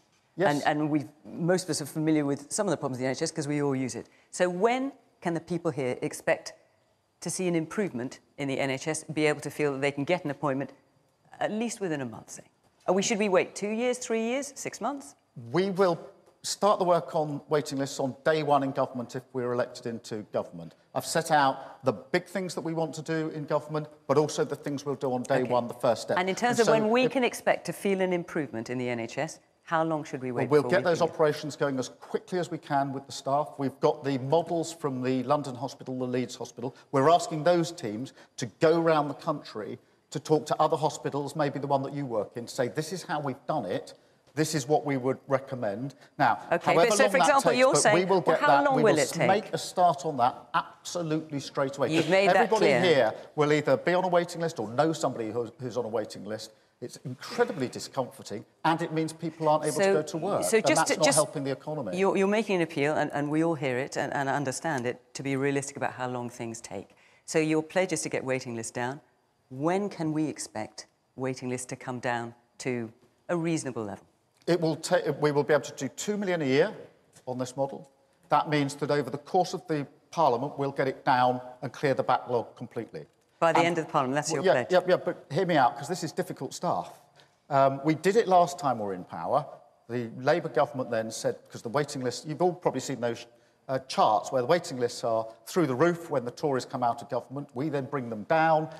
Also, Labour spent a lot more on the NHS then than you are pledging. But yeah, we got the waiting list the lowest ever level and the highest possible satisfaction in the NHS. And I'm really proud that we did it. And if we were still there, we wouldn't be in the problem we are in this country. Let me take another question. Yes, woman here. With all of the backtracking on policies from Labour, especially around education and education fees for higher education, why should anybody believe that you'll produce a stable and trustworthy government? Thank you for the question on tuition fees, and I'm really glad to get it because... Well, it's not just about tuition fees. Hang on a minute. It's about fees. Yes, but you're talking about U-turns generally, aren't you? Generally. OK, so scrapping the two-child benefit cap. Yep. You were going to scrap tuition fees, you're going to nationalise mail, rail, energy and water services, you're going to have 28 billion a year for green industry. I mean, I could go on, I don't need to. Yep, it's about more than just education. Yeah, so let me address it straight on. Tuition fees. Very expensive for students, don't work very well. Students come out with a huge debt around their neck. And 5 years ago, I said we should get rid of them. Now, 5 years down the line, the economy's been very badly damaged. We don't have the money to do everything we want to do. We do need to change the tuition fees. But I had a choice to make, which was, of the available money, do I use it for getting rid of tuition fees, which would help students, I accept that, because I know how hard it is, or do I use that money to get our waiting list down? That's a political decision that I took. I'm not going to do the tuition fees abolition, because I want to put that money to get our NHS back on its feet. That is my decision. It's a political decision. I accept it's different to the position I put forward 5 years ago when the damage hadn't been done to the economy, but that's the position, because I don't think until we get those waiting lists down, we can afford to do the tuition fees as well, so we had to make a choice about it, and it's a straight choice. And, you know, I'm saying this to you before the election. If you think that waiting lists down is more important than getting rid of tuition fees, if that's the right choice, then you'll go along with me. If you say, no, I'd rather the waiting list stayed where they were, bad luck to all the people on a waiting list, but at least students aren't paying fees, that's a different choice, not the one I would take. The other example that you put to me is nationalising energy. When we had the energy crisis 2 years ago, when everybody's prices went through the roof, both at home and in their businesses, I asked my team to mock up what the options were. One option was nationalising energy. That would have cost tens of billions of pounds. That money would have been spent on shareholders to buy them off, and not a penny could have been used to lower the bills. The alternative was a windfall tax on oil and gas companies to cap the bills of many people in this room and across the country, and to ensure that people could actually survive through the last 2 years. I took the second choice. I don't think I could have stood here today and say, I didn't do anything about your bills, sorry about that. You've all had to pay a fortune, but I did pay off the shareholders and nationalise energy. I'm a common sense politician. I worked through the issues, and to me, it did not make sense to nationalise energy and not get the bills down. So I decided we should go for getting the bills down. They are political choices. I'm telling you what they are before the election, and people can then make their mind up according to what they think. Well, that's what our audience here will be doing. Let's hear the question from Susan Purdy's. Is that you, Susan? Oh, that's you, right. Given your severe criticism of the Conservatives on the topic of immigration, do you think it's acceptable at this point, so near the general election, for your own party not to commit to specific targets around this critical topic? And you're talking about overall migration? Yes. Yeah. Look, migration is at record levels at the moment under this government. They've completely lost control. We need to get that number down. We need to get it significantly down. I'm not going to put an arbitrary figure on it, because every single politician who's put a number on it has never met that number. But we need to get it down. We need to get it down. But you're asking, is that a reason not to do it? Is that a reason not to do it? Look, we want to get it down significantly. It needs to be balanced immigration so that it works for our economy and works for our country. We need to get it down. But if we're going to do that, we need to understand what the problem is. And the problem at the moment is we haven't got the skills that we need in this country. So many, many people are coming on work visas. So we need a skills strategy to ensure that we have the skills in this country to ensure that the workforce is available here for the jobs that we need doing. One specific example is social care. Many people coming here are coming into social care and working hard in social care, by the way. But that's because we haven't got a plan for the staff within social care. They're on fragmented... My sister's a care worker. They're on fragmented contracts, poor terms and conditions, and many of them leave. Most of them leaving social care go to work in the NHS because they've got a better framework for pay and for progression. So we've got a problem we need to fix here, and we would have a fair pay agreement for all care workers. In fairness, we're getting away from having a target on migration numbers. At the same time. How, if you are not going to set any kind of target, how can you know that the plans you're putting in place, for example, building something like 300,000 houses a year, or how many staff you want to have in the NHS, if you don't know how many people you are anticipating having in the country, how can you possibly know that you're planning correctly? Well, we want to get the number down, so we'll see if that number is coming down. You've made that point, but if you have literally no idea, or not that you're going to share with us anyway, of how many people you think is a sensible number to have coming into the country and staying here, invited in on visa, whatever it might be, how can you possibly plan for our public services? Well, we've got a plan for our social care workforce with a fair pay agreement so that we retain the good people we've got working in care.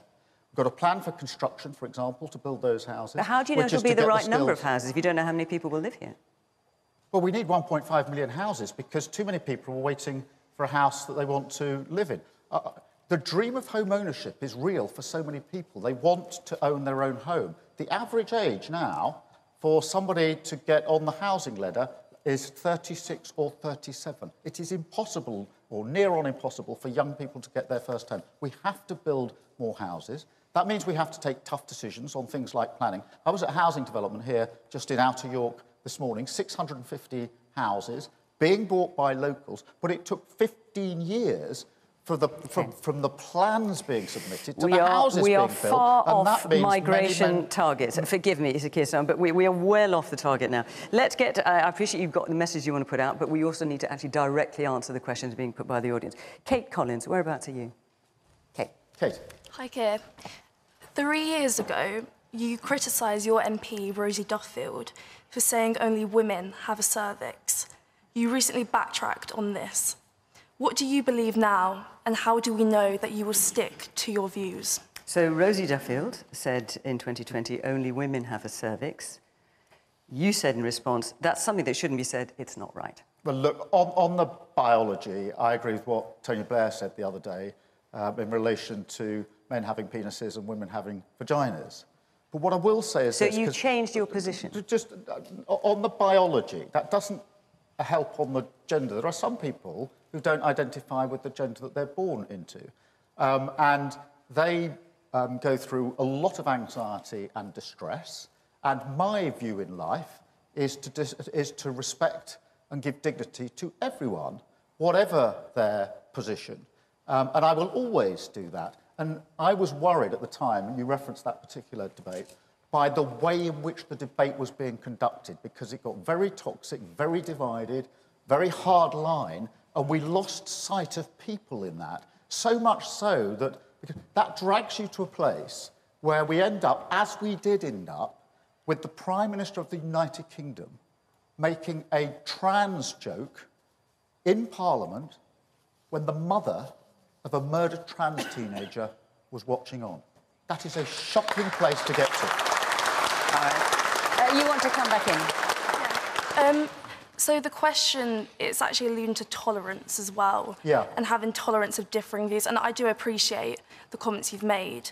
However, how are you going to deal with when people in your party are going to come up against you? It's likely you're going to be in government.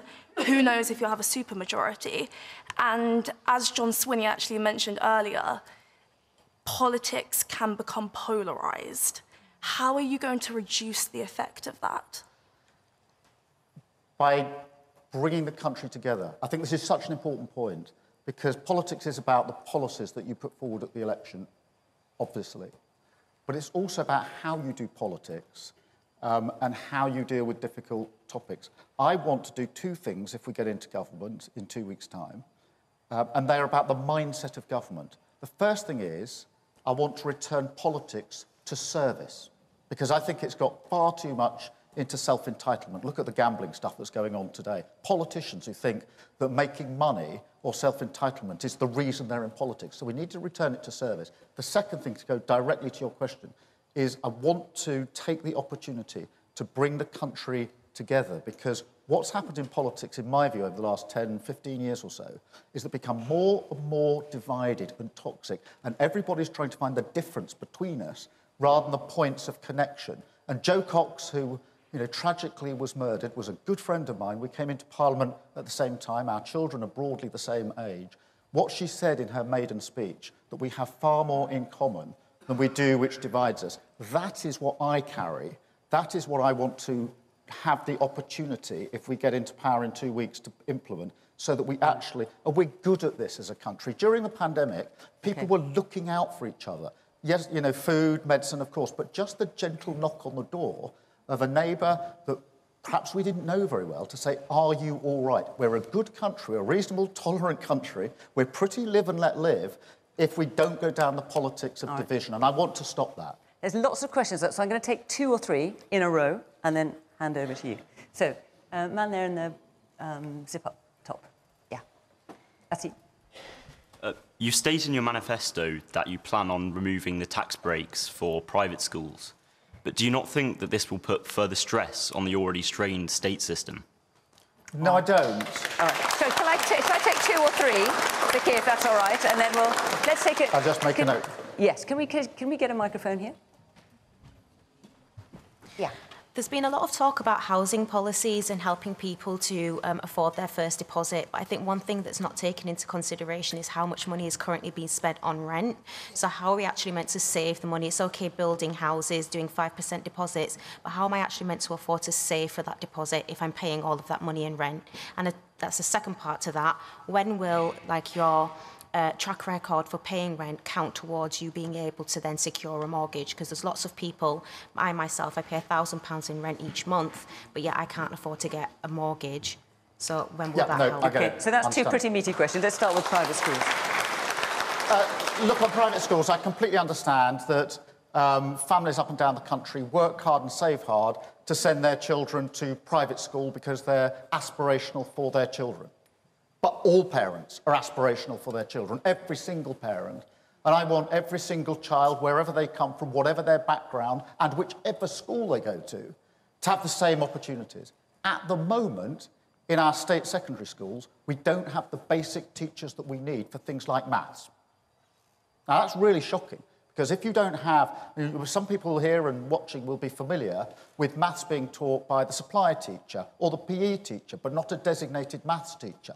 That really impacts on the lives of people in our state secondary schools, because if you don't do well at maths, then that inhibits what you can go on to do in A-levels and it will affect the job you can get and apprenticeships, etc., etc. That's intolerable. So I want to recruit the staff we need to teach core subjects like maths so that every child, for example, has a maths teacher to teach maths.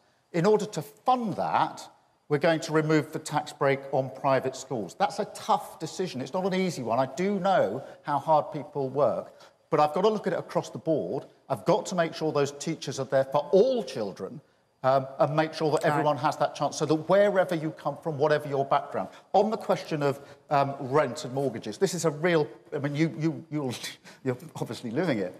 But, you know, young people who are working hard, you know, on a reasonably decent wage, but then having to pay a huge part of it for rent over and over again, because rents are through the roof, the housing isn't what it should be. Well, there's lots of people who know how bad the problem is. You're asking very specifically, what can be done to help when rents are high, and particularly, will how much you pay in rent go towards being able to buy a property? Yeah, so on the question of buying property, we want a low deposit scheme, which is what we'll put in place, so that people who've proved they can pay, because they're often paying more for their rent than they pay on their mortgage, so the ability to pay isn't the issue, but they haven't got the ability to save for a mortgage because mum and dad haven't got the money and they're paying it all out on rent. So that's the first thing. The second thing, which is also important for those that are in rented accommodation, is we have to stop the landlords ripping off tenants who are doing, you'll probably be familiar, this bidding war, so that when you go to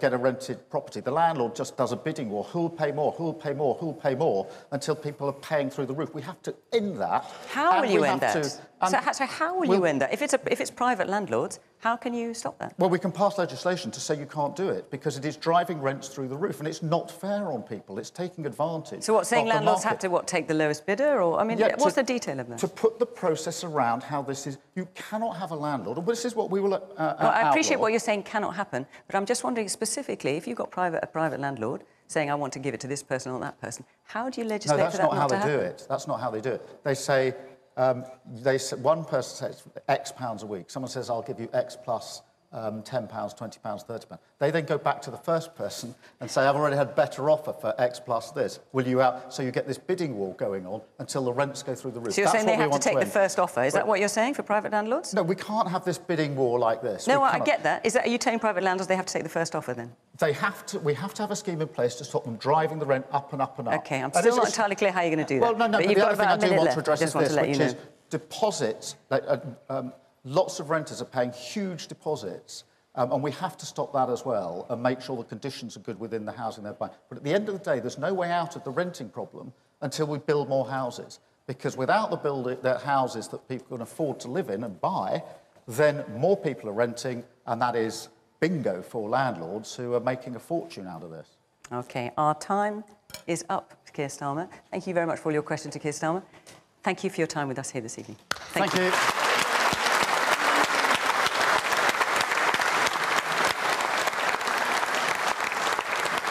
Right. Are you still with me at home? We're in the home straight. We've got the last half hour now. So would you please welcome our final guest tonight, the Conservative leader, and, of course, our Prime Minister, Rishi Sunak.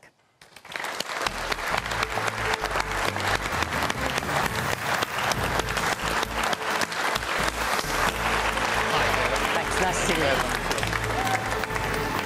you. OK. So we've got a number of questions. We've got about half an hour. I'm going to try and get through them. Let's start with our first one, which is from Kevin Dobson. Hi. We've had 5 Prime Ministers in the last 7 years, and one of them managed to last for 6 weeks. As a result, I think we are something of an international laughingstock. I'm asking if you would confess to us tonight, even just a small amount of embarrassment, to be leading the Conservative Party into this election campaign.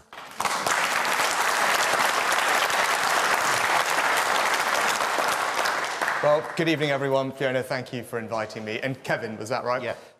When I first got this job, I stood on the steps of Downing Street and spoke to all of you as Prime Minister for the first time, and I acknowledged that. I said very clearly that mistakes had been made, and that's why I was standing there in front of you. In fact, you may remember I spent the summer before that arguing against the policies that my predecessor had suggested were right. I didn't think they were right for the country, and I said so. But what I'd ask you to do is judge me on my 18 months that I've been in office. I came in with one primary job, and that was to bring back economic stability after the difficult few years that we've had. You saw yesterday, we had the very welcome news that inflation is back to target. Now, I know that that's only starting to make a difference to all of your lives and everyone else's, but that's the path we're on. And if we stick with that path, I can continue to cut your taxes, give you more financial security, and actually deliver on the things that I know you want me to. So, Kevin's question is about character, it's about trust, it's about integrity, I think it's fair to say. We've got a question from Graham Donald on matters more recent. Graham. Aren't these emerging allegations about betting on the election date the absolute epitome of the lack of ethics that we have had to tolerate from the Conservative Party for years and years? So, just to be clear, for those of you who might not have kept up with it, 3 people are being investigated by the Gambling Commission about placing a bet on the timing of the election.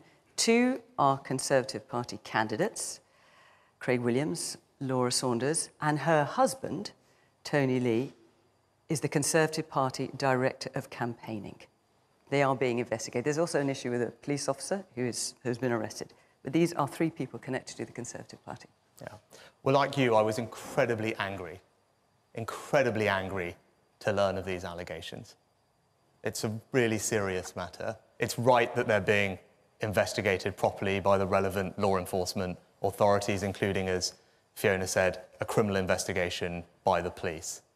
You know, I want to be crystal clear that if anyone has broken the rules, they should face the full force of the law, and that's what those investigations are there to do, and I hope that they do their work as quickly and as thoroughly as possible. There are calls for them to be suspended. These are party candidates.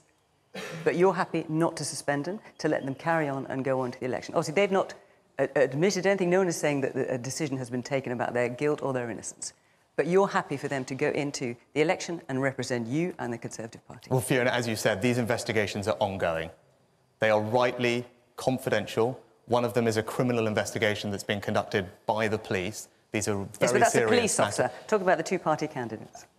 All I can say is they are serious investigations. It's right that they are done thoroughly, confidentially. The integrity of that process should be respected. But what I can tell you is if anyone is found to have broken the rules, not only should they face the full consequences of the law, I will make sure that they are booted out of the Conservative Party. Woman there in the white T-shirt.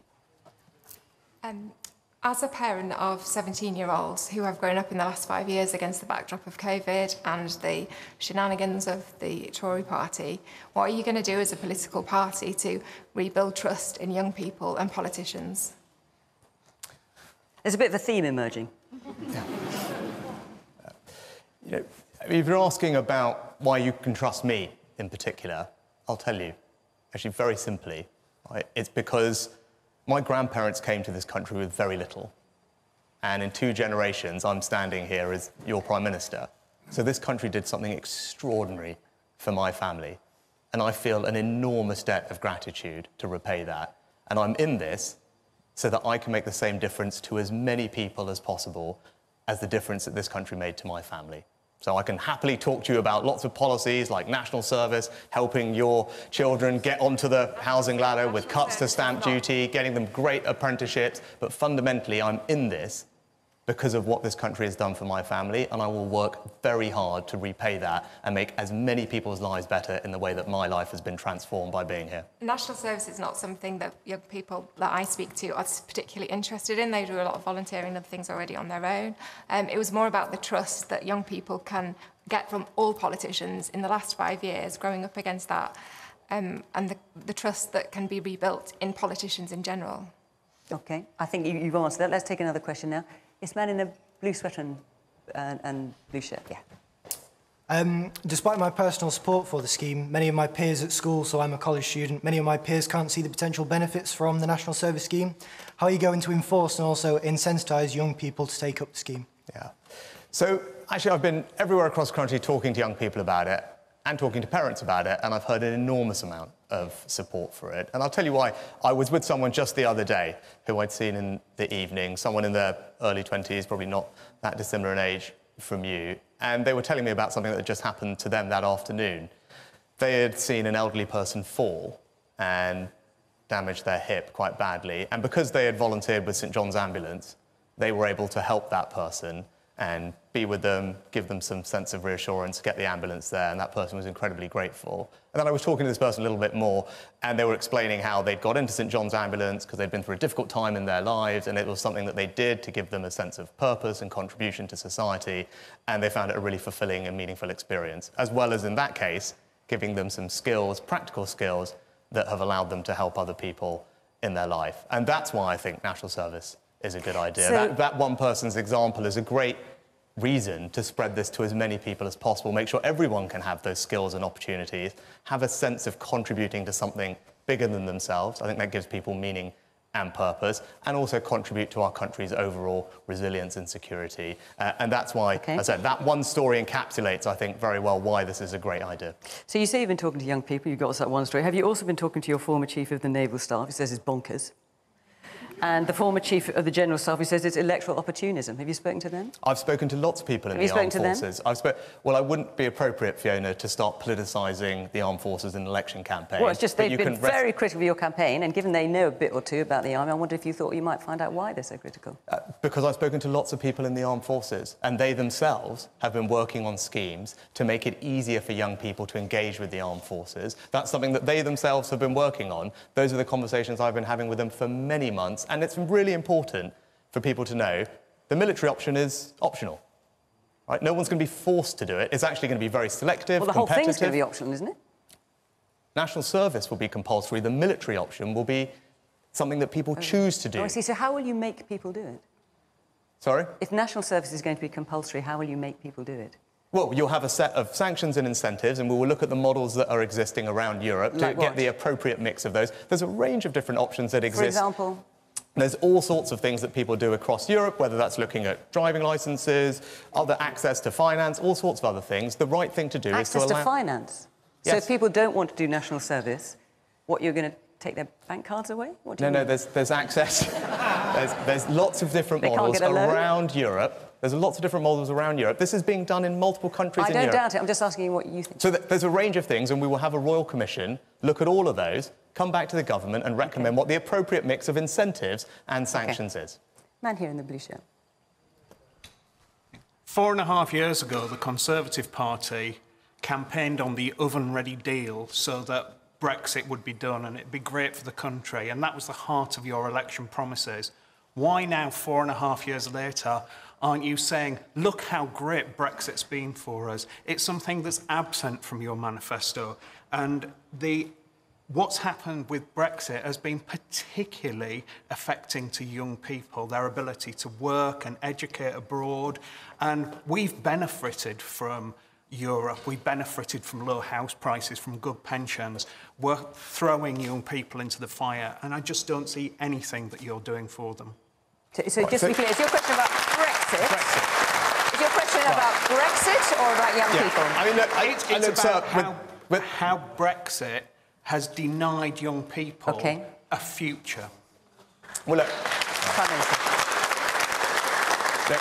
we had all these debates several years ago. I'm not going to relitigate them. We had a referendum, and the country decided, and now the job is to get on and make sure we realise all the benefits of that. And actually, you don't have to go very far from here to see it in a very tangible way for young people.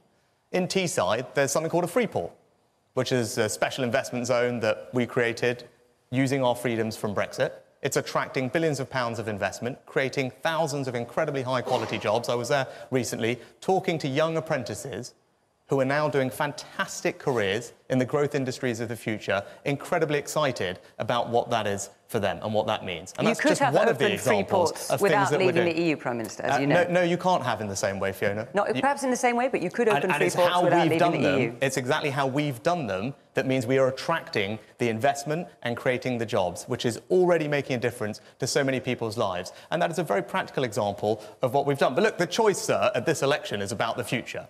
We're not going to go back to Brexit, right? This is about the future. And when it comes to the economy, And when it comes to making sure people who are working hard have the opportunities they deserve, right, what I want to do is build on the progress we've made and give you and every other young person that you're concerned about the opportunity to get a job with a new apprentice, if that's the right thing for them, and then keep more of their hard-earned money by cutting their taxes. That is what I want to do for people. And actually, outside of the EU, we're able to do things that will drive more growth, create more jobs that will allow me to cut more taxes. That's the choice at this election. Can we take a question from Ronald Thorne? There you are. Mr Sunak, recent figures show NHS waiting lists have more than doubled under your government. What message have you got for those who were on waiting lists, particularly those who have been on there for more than 1 year? Yeah. Well, Ronald, first thing, it was Ronald, wasn't it? Yeah. I come from an NHS family, so I was raised with people, surrounded by people who dedicated their lives to trying to make their patients' lives a bit easier. And that's what I spent my childhood doing and working in. So the NHS matters to me personally. And we haven't made as much progress as I would have liked tackling waiting lists in the last 18 months. And you haven't kept your pledge either, which was to bring waiting lists down. We have not made Or specifically, as much you made a pledge and you've broken as we would have liked, as I would have liked, right? But what I can tell you is we are putting record investment into the NHS. We've got more doctors and nurses working in it than we ever have, and we're training more. And we're doing different things, making sure that we can diagnose people's cancers earlier by doing scans closer to their homes, allowing you to do more things at your pharmacy to get the treatment that you need quicker. And those things are starting to make a difference. And what we've seen over the past few months is waiting lists now are starting to come down. They've just gone up.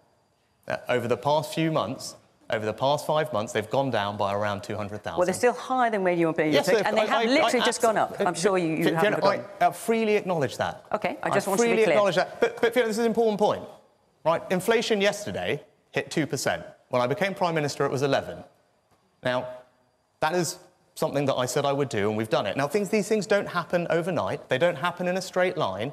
But if you have a plan and you stick to it, you can get the results. You've seen that on inflation. You've seen me stick to a plan. And yes, during that period, it popped up a couple of times and everyone said the same. And I said, if we stick to it, we will get it there. We did. And on waiting lists, we haven't made as much progress as I would have liked. But because of the things we are doing, what you have seen over this year is waiting lists are now starting to come down. There is still a way to go. Of course there is. But we will stick to it and I will get it done.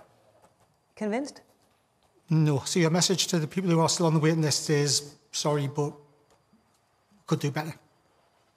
What I want to do is make sure they get their treatment as quickly as possible, which is why we're putting more money in, hiring more doctors and nurses, and doing things differently so they can get the care they need in different ways, often outside of hospitals. Now, I can't promise that's going to be solved overnight. And to give you the context here, Ronald, here's the thing that we're grappling with.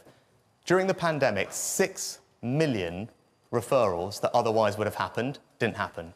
Just think about that for a second. 6 million. Right? And that's what we're now grappling with.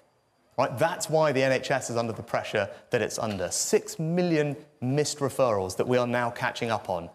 Right? So the NHS is doing more today than it's ever done in its history because of the investment we've done and all the improvements we've made. It's not treating more people. Yes, the NHS is today carrying out more checks, tests, scans, operations, treatments, appointments than it's done in its history. But when you're dealing with a 6 million missed referrals that we are now catching up on, it is going to take time to get them down. Let's have this man here in the front. So I'm glad, Rishi, you said that there is family who has NHS. You say that there is more operations and patients are more. I'm a frontline person. I work in NHS. I'm a doctor here. And I am more frustrated now than I was before because every time there is no funding, nothing. Even for children who are having constipation, soiling, they are being called smelly boy, smelly girl in the school. They are saying nurses will not provide the service. How can you say that the parents will be confident who are frustrated now? The NHS staff, the staff morale is all the way down. There is more strike in your period than ever before. What would you say to that people are suffering, the doctors are, the nurses, the therapists, everywhere, the patients are suffering, waiting lists are going up. You said it is going down. I don't know what it says. And then you said 10 billion more investment in your manifesto. What is going to happen? How do we trust? Is it going to happen? And this is, I think, in my view, an eyewash rather than a true deliverable goal. Well, sir,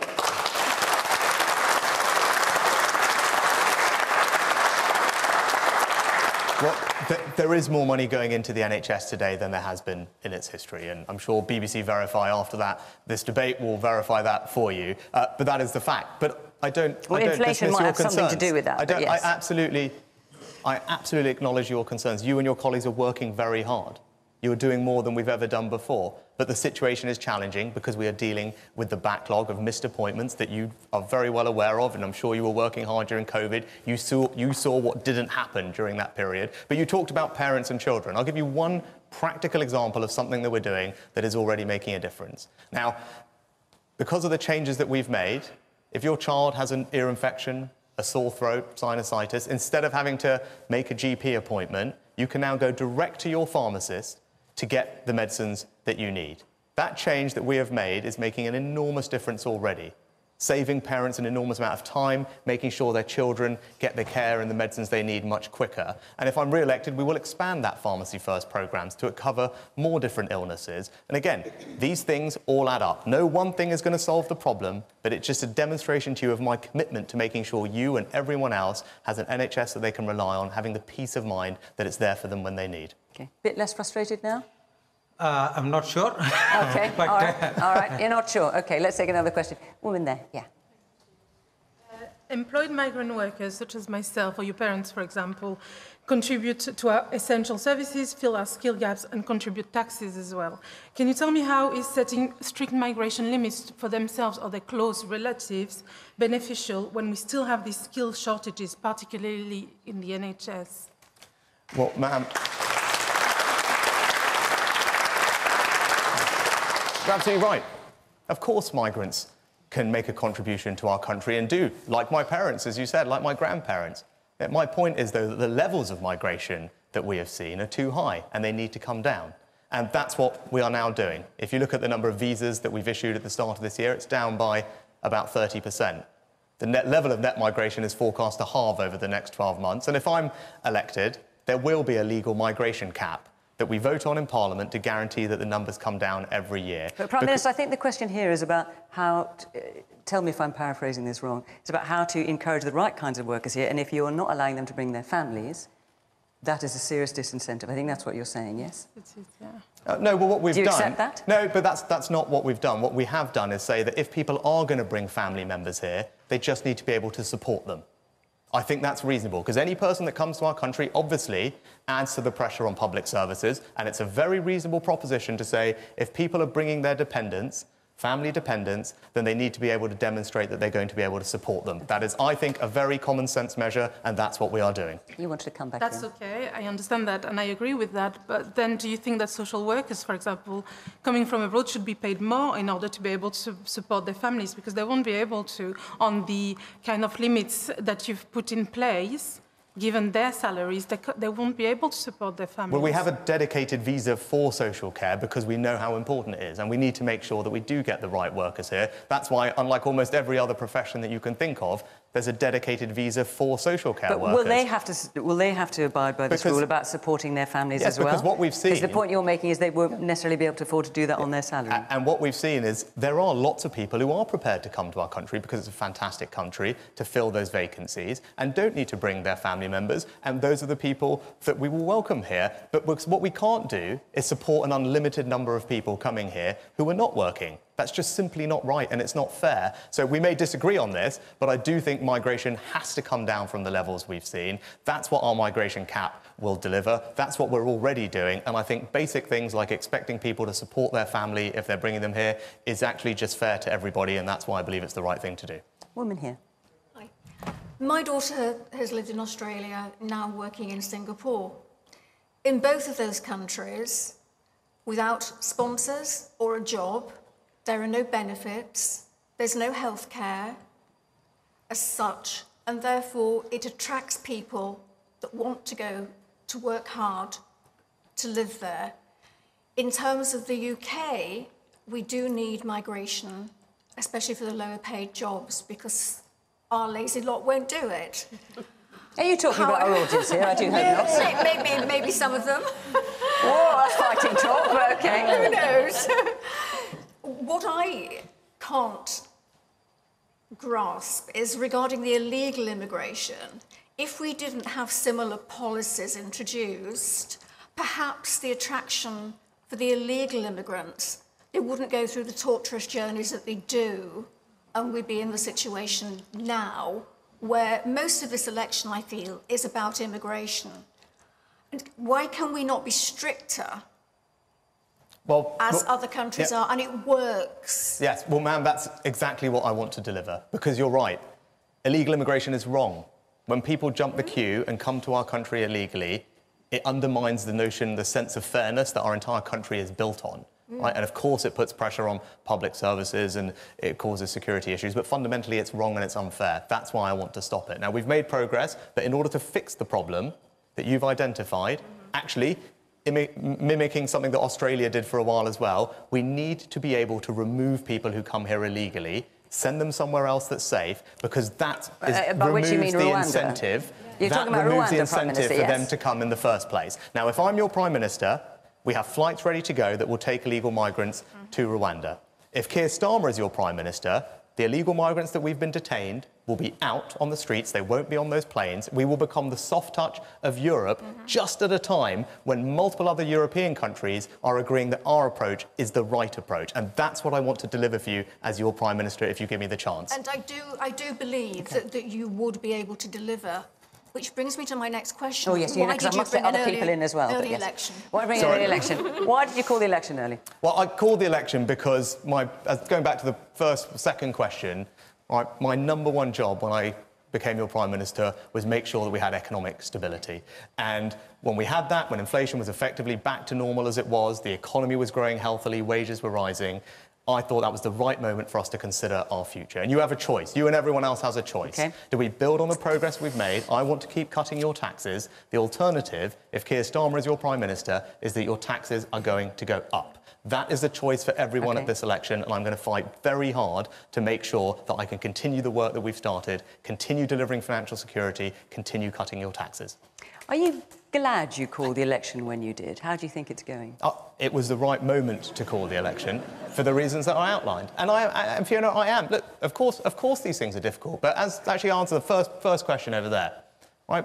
When I was standing against Liz Truss in that leadership election, I had the same questions from everybody. You're behind. Why are you bothering? Isn't this all, this is all very difficult? I said, no. Well, I'm fighting for what I believe is right. Right? Even though people didn't want to hear it at the time, I kept going. I kept saying what I thought was right for this country. I kept going to the end. And you know what? I was proved right then. And that's why you can trust me now when I say that what Keir Starmer is promising you is the same fantasy that Liz Truss did, and it's just going to mean your taxes are going to go up. And that matters to me because I don't want that to happen. And that's why we're having this election, and that's what I'm going to keep fighting for. He obviously disputes that, but let's take a question from Edie Lewis. Edie Lewis. Oh, there you are. A little bit further back, look, with the glasses, yeah. As Labour are predicted to win a landslide victory, do you have any regrets about any actions you've taken during your premiership? Sorry, what was your name? Edie. Edie. Look, I mean, any regrets, Prime Minister? Slightly, of course. No one gets everything right, and I've been very open about that, and I completely understand people's frustrations with me, with the Conservative Party, with the last few years. Do you want to be open about what regrets you might have? But what this election is about the future. Now, we've been talking about various things, but fundamentally... Prime Minister, I'm sorry I'm going to... Because that's actually not the question. The question is, do you have any regrets about any decisions taken during your premiership? And you say you've been quite open, so perhaps you could be open with us about what they might be. Look, everyone have their own views on it, and this is not What are your views? Yeah. Well, as I said, I wish we'd made more progress on the waiting list. Okay. I've been very open about that.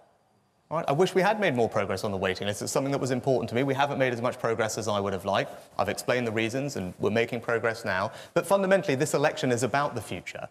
Right? I've had this job for 18 months. You've seen what I've done. My primary job, the most important task I had was to make sure our economy was back in good health, and it now is. And that's the thing that you have to think about going forward. Right. We're in a position now, as I said I would. I said once we got things back to where they were, we could start cutting your taxes. Okay. And we've put out a proposal, and if you know, this is really important. Because I think you've made that point already. That's the only thing I was going to say. But it's important to me because people are asking about the election, right? That is the important issue at stake in this election. I'm going to continue cutting taxes for people at every stage of their lives. Whether you're a pensioner, whether you're in work, whether you're setting up a small business, if you're self-employed, whether you're a young couple trying to buy your first home, I want to cut your taxes and deliver financial security. The alternative is Keir Starmer, who is going to put your taxes up, as we've seen over the last few days. Which he disputes, I have to say. He's obviously just been here. Well, he spent the last 3 days avoiding telling anyone about putting up council tax. All right. And obviously, under that is what's coming, and I'm going to fight very hard to make sure that doesn't happen. With the biggest tax take under Conservative government, as you know, for many years. Yes. So I'm just going back a step. Are you really considering leaving the ECHR to push forward your Rwanda policy, which, let's be honest, is devoid of strategic thinking and just is inhumane? So you're talking about the European Court of Human Rights. So just in case, we're talking about the European Court of Human Rights. So, you know, do you know what happened last month? 15 other European countries all signed a statement about illegal migration. And do you know what they said? All of them agreed. Italy, Netherlands, lots of other countries. All of them agreed that having the ability to remove illegal migrants to a safe third country was an important part of the solution to this problem because it removes the incentive for them to come in the first place. Right? So you have your view. I You're disagree. being asked, would you leave the European Court of Human Rights? I'm going to get on to that, but you said that you had a point about the policy. I'm just telling you, I disagree with you. 15 other European countries just a few weeks ago decided that they agree with me. Right? And what I've also been clear... What I've been crystal clear, and that's why we've passed a new piece of legislation to address the concerns of our court, because I respect our court. They raise concerns. That's why we passed a new piece of legislation, and that's why their flights will now go if I'm Prime Minister. And when it comes to the ECHR, I am crystal clear. Right? I believe everything that we are doing is in compliance with our international obligations, but if a foreign court, including the European Court, forces me to choose between our country's national security and membership of that court, I'm going to choose this country's national security every single time. So when you say it's a foreign court, just to be clear, when you say it's a foreign court, it's a court that we were part of setting up as Great Britain, as the United Kingdom. It also has a British judge sitting on it. So I'm just wondering why you call it a foreign court. It's a court that we were part of establishing. Yes, but it is in Strasbourg, Fiona. That means that it's not a British court. But it's not a court that has nothing to do with us. We were absolutely instrumental in setting it up. My point is very clear. I believe everything we're doing is in compliance with our rules and regulations, but this issue is too important to not to be able to grip. I want to deliver on the thing that I promised you I would deliver on. I want to get these flights off, build this incentive, or remove the incentive, build the deterrent. It's the only way to solve this problem. Now, you and I disagree on that, right? You think it's fine for people to come and they shouldn't be removed. That's your decision. I don't think that's right for our country, and that's why I'm prepared to do what it takes to get this problem resolved. Sorry, let's go. You're saying you didn't say that. No, I say, are you considering leaving the ECHR? Well, I think did say, but you just put words in my mouth then. All right, but I appreciate what you're saying. Yeah. And there's a man over there looking very keen to say something with a black T-shirt. Yeah. Off you go. It's just a point I'd like to make. There's only 2 other countries in the world that don't subscribe to the ECHR. Russia and Belarus.